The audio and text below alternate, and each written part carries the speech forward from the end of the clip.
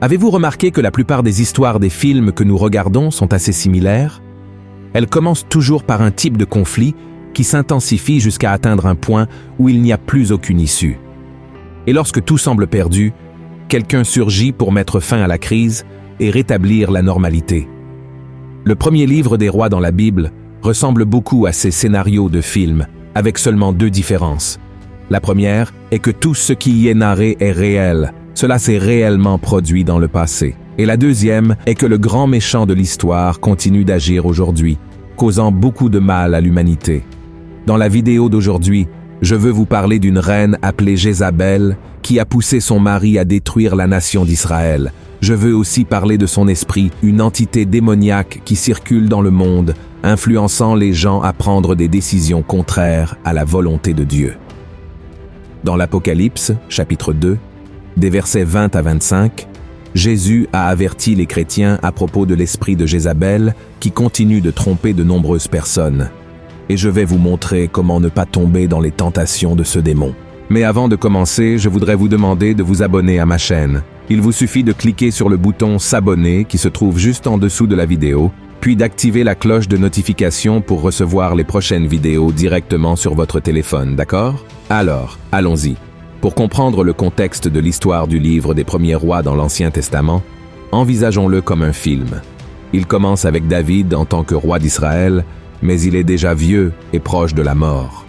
Après lui, son fils Salomon prend le trône.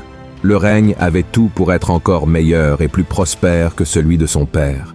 C'est Salomon qui a construit le temple du Seigneur, mais il finit par prendre quelques mauvaises décisions et les choses commencent à mal tourner. Dès sa mort, la nation se divise en 2 et la paix ne règne plus comme par le passé. Une grande partie de cela se produisait parce que la plupart des rois d'Israël étaient mauvais, abandonnant la foi en Dieu et introduisant d'autres dieux païens au peuple. La situation a empiré encore plus lorsqu'Achab est monté sur le trône. Ce n'est pas par hasard que la Bible elle-même le classe comme le pire roi ayant jamais existé en Israël.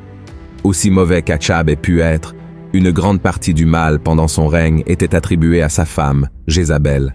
Jézabel était la fille d'un roi de Phénicie qui se trouvait là où se situent aujourd'hui le Liban et la Syrie. La Phénicie était une nation idolâtre et ennemie du peuple de Dieu. Mais Achab s'est quand même marié avec la princesse de cette nation parce qu'il voulait avoir plus d'influence dans la région, faisant ainsi de cette femme une reine sur la terre que Dieu avait promise un jour à Abraham. Jézabel adorait un dieu appelé Baal, qui était le dieu de la pluie et de la fertilité. Grandissant au milieu du pouvoir et du péché, elle est devenue une femme très influente, puissante et surtout très méchante. Le chapitre 25 des Premiers Rois déclare qu'elle encourageait Achab à faire ce qui était mal. Bien que le roi d'Israël soit responsable de ses mauvais choix, une grande partie de sa chute est due à sa femme. Jézabel détestait tellement le Dieu d'Israël qu'elle ordonna que tous les prophètes du Seigneur soient tués. Notez que ce n'était pas Achab qui ordonna de tuer ces hommes de Dieu, c'était sa femme. Même éloigné de la présence du Seigneur, Achab avait encore de la crainte dans son cœur, tandis que Jézabel n'avait que de la haine. La persécution de ces hommes de Dieu fut si grande que le prophète Abdias dut cacher 100 prophètes dans une grotte, les nourrissant de pain et d'eau pendant plusieurs jours. Avoir un roi dirigé par sa reine était inacceptable dans cette société, car la bénédiction était toujours sur le roi et il devait prendre les décisions pour son peuple. Cela montre l'incompétence et la faiblesse d'Achab. Il y a eu des moments dans la vie d'Achab où il semblait qu'il voulait se repentir et suivre le chemin de Dieu. Cependant, chaque fois qu'une lueur d'espoir surgissait, Jézabel trouvait un moyen de l'éteindre. Le roi était faible dans ses convictions et surtout dans sa foi. Une autre histoire qui le souligne est quand Achab a voulu acheter une vigne à un homme nommé Naboth, un agriculteur qui était serviteur de Dieu et a refusé la proposition du roi car il croyait que cette offre déplaisait au Seigneur. Achab était très contrarié par ce refus et il est retourné au palais pour se lamenter. Lorsque Jézabel a appris ce qui s'était passé, elle a ordonné à certaines personnes d'accuser injustement Naboth, de blasphémer contre Dieu et contre le roi, étant condamné à mort par lapidation. Après la mort de cet homme, Achab a acheté la vigne, prouvant une fois de plus qu'il n'était qu'une marionnette entre les mains de cette femme si cruelle. Une autre scène montrant le pouvoir de Jézabel et la faiblesse d'Akab se trouve au chapitre 8 du premier livre des rois, où la reine ordonne à tout le peuple d'Israël de se rendre au mont Carmel et de se réunir avec elle, ainsi que 450 prophètes de Baal et 450 prophètes d'Achéra qui mangeaient à sa table. L'objectif était de défier Dieu et le prophète Élie.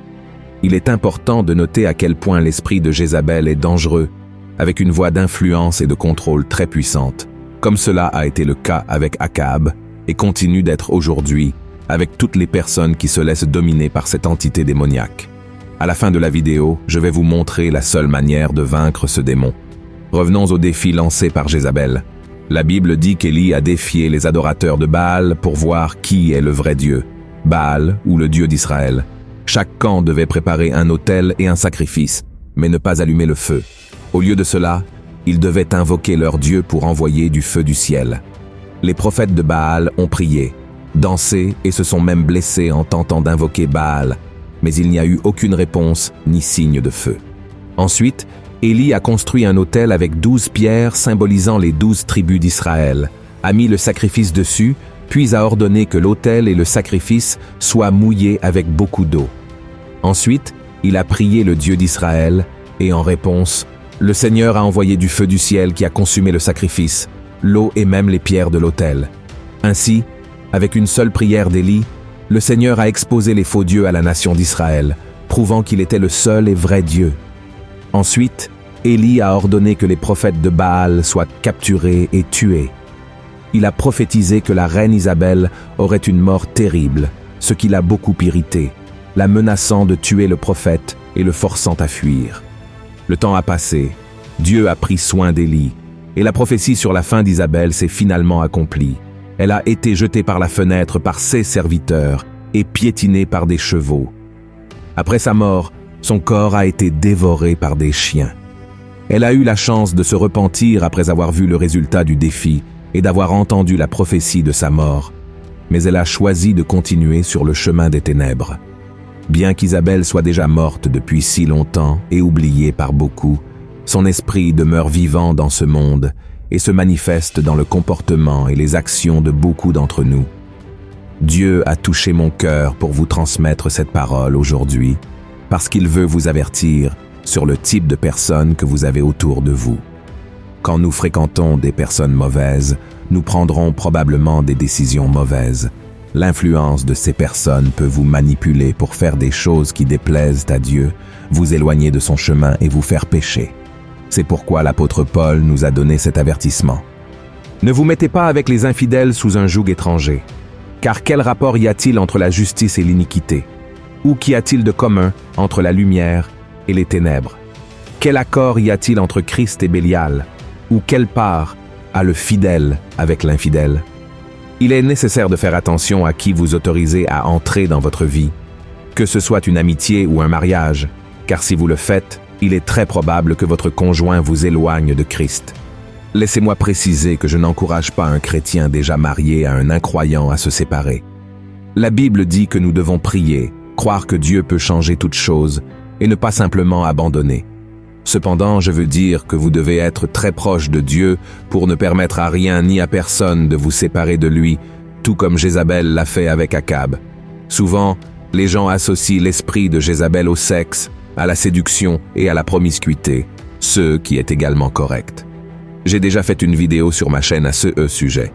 Je crois que ce ne sont là que quelques-uns des fruits de cette entité satanique. Je crois qu'il y a 3 pouvoirs principaux de cet esprit, et je vais vous montrer lesquels. Le premier pouvoir est le contrôle. Cette entité est contrôlante, manipulatrice, elle emprisonne les gens. Contrairement à ce que beaucoup de gens pourraient penser, elle n'a pas de genre. Ce n'est pas parce qu'il s'agit d'un esprit avec un nom de femme qu'il ne peut pas aussi prendre possession de la vie des hommes. Si vous regardez tout au long de votre vie, ce sont généralement les personnes avides de pouvoir ou très contrôlantes qui finissent par être possédées par cet esprit, générant beaucoup de confusion et étant très préjudiciables et désagréables. Prenons comme exemple les conflits dans les églises. Dans la grande majorité des cas, ils surviennent en raison du contrôle. C'est le pasteur contre les anciens, le ministère de louange contre les diacres, et ainsi de suite. C'est l'esprit de Jézabel qui habite également dans de nombreux foyers, y compris des familles chrétiennes. Ce ne sont pas rares les CA de couples qui me demandent de l'aide en raison des querelles de contrôle. Si c'est une réalité chez vous, priez Dieu pour un changement dès aujourd'hui, car cet esprit maléfique veut détruire votre foyer et votre famille. D'autres éléments importants, ne cherchez pas à contrôler votre conjoint, vos enfants, vos employés, vos collègues de travail ou toute autre personne faisant partie de votre cercle de relations, car cela ne vient pas de Dieu. Par hasard, le Seigneur vous oblige-t-il à faire quelque chose? Exige-t-il que vous l'aimiez et le serviez? Non. Dieu ne vous force à rien. Il veut que vous soyez sauvés, mais il n'obligera pas. Jésus a dit qu'il est à votre porte et qu'il frappe, et n'entrera dans votre vie que si vous le permettez. Le Christ n'exigera jamais que vous le receviez et l'acceptiez. Le deuxième pouvoir est la religiosité. L'histoire de Jézabel sert également à nous avertir sur les personnes qui ont un esprit religieux. Alors, faites très attention à ceux qui parlent de Dieu, qui vivent à l'intérieur de l'Église, mais qui n'ont pas une relation intime et véritable avec lui. Ces personnes accomplissent leurs devoirs religieux, recherchent ou conservent des postes élevés au sein de la congrégation et, à cause de cela, se considèrent meilleures et plus importantes que les autres chrétiens, alors qu'elles ne portent pas le Christ dans leur cœur. Et bien qu'elles ne soient pas adoratrices de Baal ou d'une autre entité, ces personnes s'adorent elles-mêmes et sont donc aussi idolâtres qu'un païen. Le troisième pouvoir est la haine envers l'autorité établie par Dieu. Dans son esprit, Jézabel avait toute l'autorité en tant que reine d'Israël et ne se souciait pas des prophètes ni du peuple de Dieu. Elle ne se repentit pas de ses péchés, même après que Dieu ait prouvé sa puissance sur le mont Carmel. Elle se moqua également de Jéhu, le commandant militaire de l'armée d'Israël, avant qu'il n'ordonne à ses serviteurs de la jeter par la fenêtre. Cet esprit est également présent de nos jours, car certaines personnes veulent poursuivre leurs propres gains égoïstes, sans respecter l'ordre ou la hiérarchie. Pensez-vous qu'il n'y a pas de telles personnes dans nos églises, familles et communautés?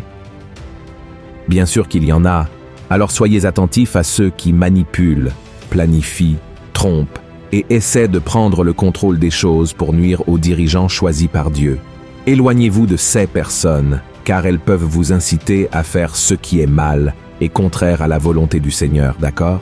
Frères et sœurs, si c'était un scénario de film, l'histoire se terminerait probablement ici, avec le bien l'emportant sur le mal et la paix étant rétablie pour tous. La plupart des histoires que nous lisons dans les livres et que nous regardons au cinéma ont une fin heureuse, avec les situations résolues et les méchants étant vaincus. Mais ce n'est pas ce qui se passe dans les 2 livres des rois. Cela s'explique par le fait qu'à intervalles réguliers, un roi émergeait pour guider Israël selon la volonté de Dieu. Mais pour une raison ou une autre, ce leader s'écartait du chemin et le mal se renforçait. En réalité, ces livres de la Bible se terminent mal, avec de nombreux Juifs devenant esclaves de nations voisines, y compris la terre du peuple de Jézabel. Et près de 3000 ans après la fin du règne de Jézabel, cette histoire n'est toujours pas terminée. Comme nous l'avons vu, son esprit exerce toujours un grand pouvoir et nuit à de nombreuses personnes dans ce monde. Mais il y a une promesse de fin heureuse, le jour où Jésus reviendra et établira son royaume, envoyant Satan et ses démons à l'endroit qui a été créé pour eux, le lac de feu de l'enfer. L'esprit de Jézabel est puissant et peut causer beaucoup de ravages dans nos vies, mais l'Esprit Saint de Dieu est beaucoup plus puissant. Et, si vous l'avez dans votre cœur, vous serez capable de reconnaître les caractéristiques de cette entité maléfique et de savoir comment traiter les personnes qui sont utilisées par elle. C'est pourquoi, priez pour que le Seigneur vous guide avec son Esprit Saint en tout temps de votre vie. Amen. Si vous avez apprécié ce message, partagez-le avec le plus grand nombre de personnes et je vous attends dans la prochaine vidéo. Que Dieu vous bénisse puissamment. Une grande étreinte.